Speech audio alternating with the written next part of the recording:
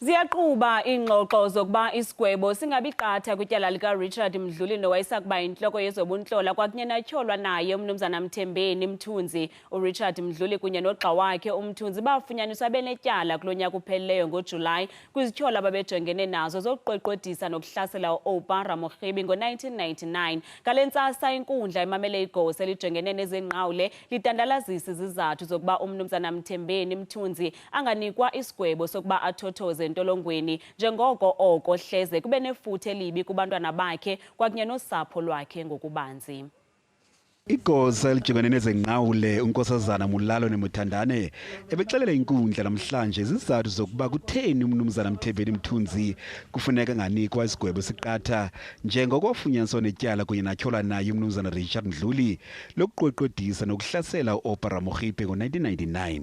Eli gosa lifuna agotyelwe ngaphandle uMthembeni Mthunzi njengoko ngoku sele mdala kwaye nempilo yakhe inkenenkene. The probation officer is of the view that sending the accused to prison will not only affect the accused but his entire system.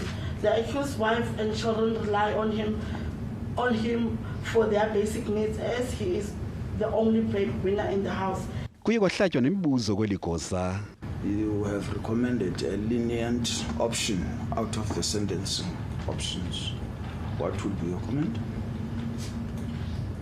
My opinion is that correctional supervision still carries an element of all principles of punishment.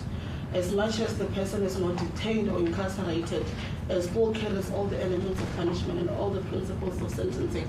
So I would not agree with that statement, as I still believe that he can still be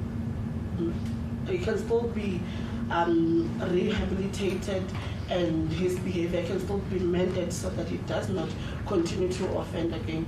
Ziyaqhuba iingxoxo kule nkundla.